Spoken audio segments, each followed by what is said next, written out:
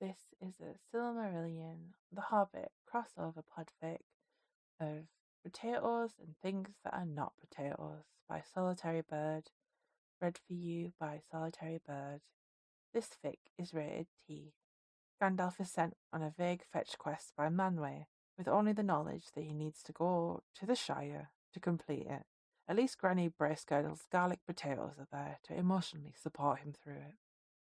Author's note: an extremely unserious fic that I started writing in NaNoWriMo 2024 and only finished this November 2025, which is pretty funny considering how short it is. There are many odd and wondrous things that Gandalf has found in the Shire. Granny Bracegirdle's garlic butter potatoes are one of those things. No one knows who the original Granny Bracegirdle was, but her recipe keeps living on. It's so delicious that sometimes Gandalf visits the Shire purely to eat them. He wonders if he may be addicted to them every time he does so, but there's definitely no way a Maiar could become addicted to a food. Right? Definitely not. He was fine.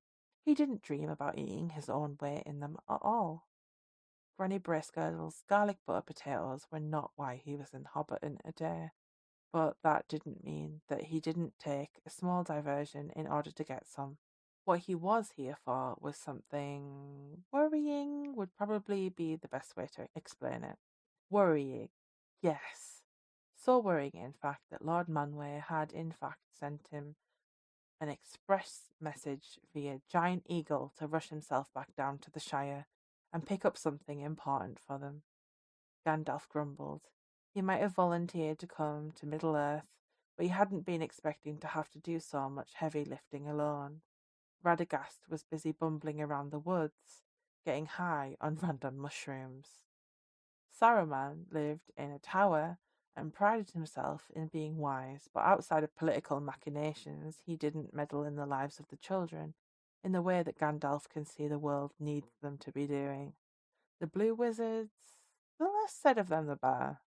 Gandalf wasn't even going to dignify them in his thoughts by using their names.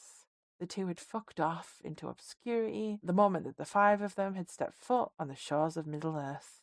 Hopefully they were doing something wherever they are. It didn't cost anything to check in once in a while, let people know that they were still alive.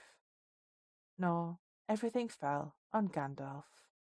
He'd been doing overtime for centuries, if not thousands of years at this point, and no matter how much he begged, pleaded, or threatened, the Valar refused to come themselves, or send further Maiar as backup. Gandalf had to do the duties of 5 wizards almost entirely alone across a vast continent, and he did it because he loved the children and he couldn't bear to see them suffer. He was allowed to grumble about it though. If he wasn't going to get his PTO, he was allowed at least that. Buttery and warm, the potato he had just popped into his mouth was perfectly seasoned. The inside was delicate and fluffy and entirely too hot. He choked, rushing a swig from the water flask he carried in an attempt to save the skin on the roof of his mouth. Several hobbits stared at him, looks of judgment on their faces for rushing his food. It didn't matter though. Gandalf was a weirdo in their eyes normally. He was irredeemably strange to them, and had embraced that fact for a long time by now. He wished Manwë's orders had been more explicit in what exactly it was he was supposed to find and collect from the Matham house. The place was literally a warehouse for 1,000 years of bric-a-brac, stacked haphazardly in piles. There were at least 3 hobbits deep.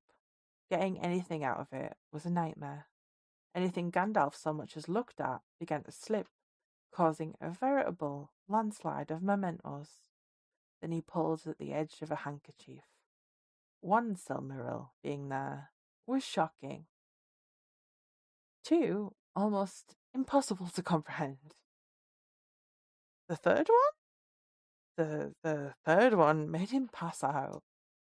What the actual fuck is the Star of Arendelle then?